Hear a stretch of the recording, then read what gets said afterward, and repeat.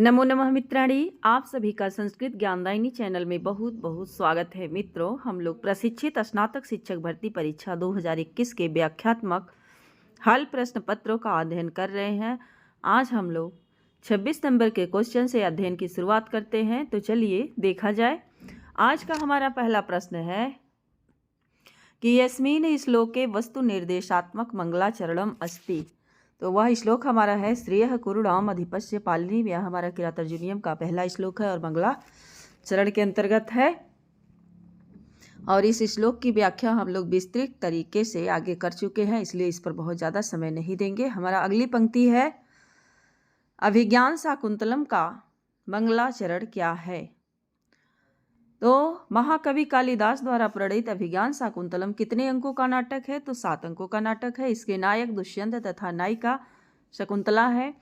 Most important आशीर्वादात्मक मंगलाचरण है और यह श्रद्धरा छंद में लिखा गया है। और अभिज्ञान शाकुंतल में अष्टमूर्ति शिव की स्तुति की गई है। आगे हम लोग इसके मंगलाचरण को देखते हैं।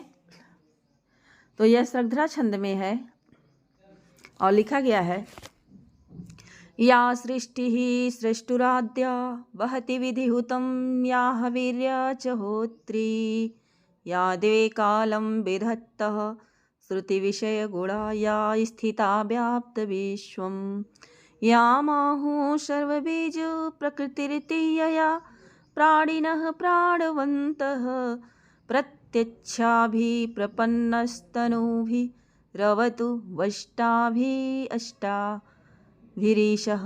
इस श्लोक में बताया गया है कि 8 मूर्तियों से युक्त भगवान शिव आप सभी की रक्षा करें। और वो 8 मूर्ति कौन कौन से हैं उसके बारे में वर्णन किया गया है कि प्रत्यक्षाभि अष्टाभि और तनुभि, यानी कि प्रत्यक्ष अष्टाभि यानी 8, तनुभि माने शरीर या मूर्तियों से युक्त, मूर्तियों से प्रपन्न यानी युक्त भगवान ईशः यानी शिव क्या करे? वह आप लोगों की रक्षा करे। अवतु यानी रक्षा करे, माने प्रत्यक्ष 8 मूर्तियों से युक्त भगवान शिव आप लोगों की रक्षा करे। तो पहली मूर्ति हमारी कौन सी है? तो करें सृष्टु आद्याः सृष्टि, जो विधाता की सबसे पहली रचना है, अर्थात जल रूप मूर्ति।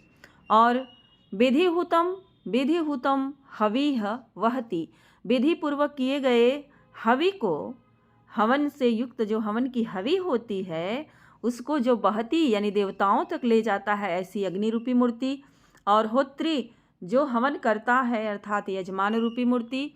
और जो कालम यानी समय को विधत्तः माने 2 भागों में बांट देता है, अर्थात दिन रात को करता है, ऐसे 2 अर्थात सूर्य और चंद्रमा रूपी मूर्ति। और श्रुति विषय गुणा, श्रुति विषय गुणा शब्द ही जिसका गुण है। और स्थिता व्याप्त विश्वम, जो पूरे संसार को व्याप्त करके स्थित है, ऐसे आकाश रूपी मूर्ति। और सर्व बीज प्रकृति आहु, प्रकृति ही आहु, जिसको सभी बीजों का कारण माना जाता है, ऐसी पृथ्वी रूपी मूर्ति। अयया प्राणिनः प्राणवन्तः, यया प्राणिनः प्राणवन्तः, जिससे सभी प्राणी प्राणवान रहते हैं, जीवित रहते हैं, ऐसी वायु रूपी मूर्ति। और ये मूर्तियां करे क्या? तो कह रहे हैं कि उन प्रत्यक्ष अष्टाभि 8 तनुभि यानी मूर्तियों से युक्त भगवान शिव आप सबकी रक्षा करे। इसके व्याकरणात्मक टिप्पणी को हम लोग देखते हैं। सृष्टि हमारा हो जाएगा सृज से 3 प्रत्यय, सृष्टि बन जाएगा। सृज धातु से 3 प्रत्यय होकर के सृष्टि बन जाएगा। और सृष्टु क्या है? सृज से त्रिच प्रत्यय लगा देंगे, सृष्टु बनेगा। आद्याह में आदि से यत धन टाप कर देंगे, आद्याह बन जाएगा। और विधिहुतम यानी कि विधिना हुतम तृतीया तत्पुरुष समास हो जाएगा। विधि में आपका वी उपसर्ग पूर्वक धा धातु से की प्रत्यय हो जाएगा। हुतम में हु से अक्त प्रत्यय हो जाएगा। हवि में हु से ईशून प्रत्यय हो जाएगा। और होत्री में हु से त्रिच प्रत्यय और गीप लग करके होत्री बन जाएगा। और श्रुति विषय गुणा, श्रुतेह विषय गुणा यस्यासा, तो तत्पुरुष गर्भक बहुब्रीहि समास हो जाएगा। माने श्रुति विषय गुणा पूरे में ले लेंगे, बहुब्रीहि समास हो जाएगा। स्थिता में स्था धातु से अक्त टाप लग करके स्थिता बन जाएगा। व्याप्तम में भी आप और ल्यप होकर के व्याप्त बन जाएगा।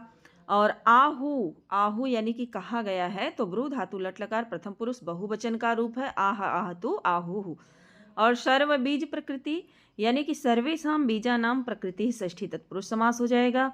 और प्राणिनः, प्राणिनः हमारा पुल्लिंग शब्द है और प्रथमा का बहुवचन है, और प्राण से इन्हीं प्रत्यय लगा करके प्राणिन बना लेंगे। और प्रत्यक्षाभि, प्रत्यक्षाभि में बहुव्रीहि समास हो जाएगा। अक्षरः प्रति, तो प्रत्यक्षाभि हो जाएगा हमारा अव्ययीभाव समास हो जाएगा। और प्रपन्नः में प्र उपसर्ग पूर्वक पद धातु से अक्त प्रत्यय लग करके प्रपन्नः बन जाएगा। अवतु लोट लकार प्रथम पुरुष एक वचन का रूप है। और ईसा पद जो है भगवान शिव के लिए आया हुआ है, और इसमें हमारा पुनरुक्ताभास अलंकार है। और सृष्टि, सृष्टु, बहति, विधिभूतम, प्राणिनः, प्राणवंतः, इस सब में छेकानुप्रास अलंकार है। और इस तरह यदि हम देखते हैं पूरे में तो अनुप्रास भी कह सकते हैं, यदि अनुप्रास दिया हो तो अनुप्रास भी लगा सकते हैं। और श्रद्धरा छंद है। इसके आगे की अगली पंक्ति हम लोग देखते हैं। तो नीति शतकम का मंगलाचरण दिया है, कह रहे हैं कि महाकवि भर्तृहरि प्रणीत नीति शतकम क्या है, तो मुक्तक काव्य है। कितनी पद्धतियां हैं, तो 10 पद्धतियां हैं। मंगलाचरण सहित पूछे तो 11 पद्धतियां हैं। और इनकी जो रचनाएं हैं वह वाक्यपदीयम एक व्याकरण ग्रंथ है। और नीति शतकम मुक्तक काव्य के अंतर्गत आता है। 111 श्लोक है।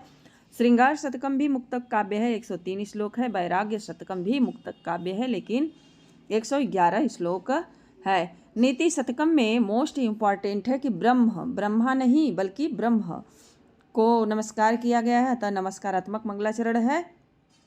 और यह मंगलाचरण अनुष्टुप छंद में प्रयुक्त है। अनुष्टुप छंद में लिखा गया है, दिक्कालादनवच्छिन्न अनंत चिन्मात्र मूर्तये स्वानुभूतेक कामनाय नमः शांताय तेजसे, स्वानुभूतेकमानाय नमः शांताय तेजसे।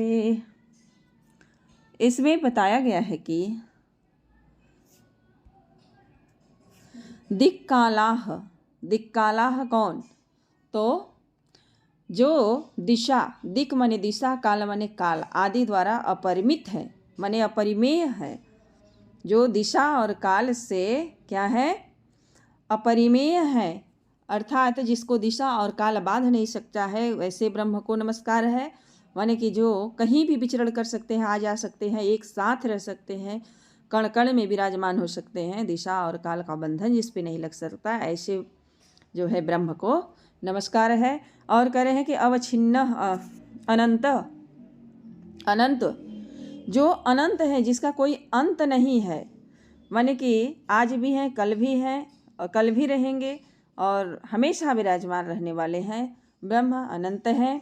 और कह रहे हैं चिन्ह मात्र मूर्तये, चिन्ह मात्र मूर्तये माने चिन्ह मात्रम, तो जो अविनाशी तथा अविनाशी है, जिनका कभी नाश नहीं हो सकता, और जो ज्ञान मूर्ति वाले हैं, ज्ञान स्वरूप वाले हैं, तथा स्वानुभूते माने अपने निजी अनुभव के द्वारा जो है अनुभव किए जाने योग्य है, या निजी अनुभव के द्वारा पहचाने जाने योग्य है।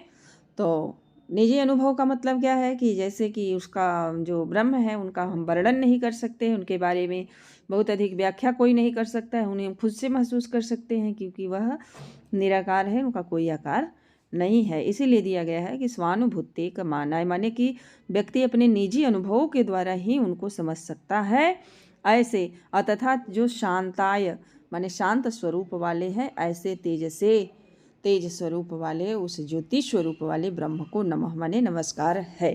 तो जो दिशा और काल आदि के द्वारा अपरिमित है, जिसे दिशा और काल बांध नहीं सकता, जो अनंत है, जो ज्ञान स्वरूप वाले हैं, और जिनको केवल स्वानुभूति कमाना निजी अनुभव के द्वारा पहचाना जा सकता है, ऐसे तथा शांत स्वरूप वाले ऐसे उस जो है तेज स्वरूप, तेज से यानी तेज स्वरूप या ज्योति स्वरूप ब्रह्म को नमस्कार है।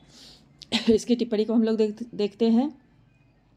दिक्कालाह में समास देखते हैं। दिक्कालाह तो दिशश्च कालश्च इति दिक्कालाह, क्या हो जाएगा? दिशश्च कालश्च इति दिक्कालाः, यहाँ तक चले जाएंगे तो दिक्काला हो जाएगा।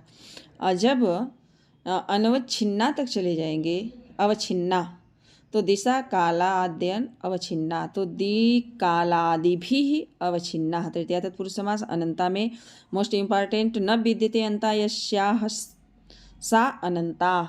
अनंता में आपका नई बहुव्रीहि समास हो जाएगा। स्वभावोक्ति अलंकार है और अनुष्टुप छंद है। क्यों स्वभावोक्ति अलंकार है? क्योंकि ब्रह्म का स्वाभाविक वर्णन होने के कारण स्वभावोक्ति अलंकार है। तो मित्रों आज यहीं तक। इसके आगे का जो क्वेश्चन है मुझसे अगली वीडियो में लेकर के आऊँगी। यदि आप हमारे चैनल पर नए हैं तो चैनल को सब्सक्राइब कर लें, बेल आइकन को प्रेस कर लें, ताकि जो भी वीडियो अपलोड करें उसका नोटिफिकेशन आप तक पहुँचता रहे। धन्यवाद।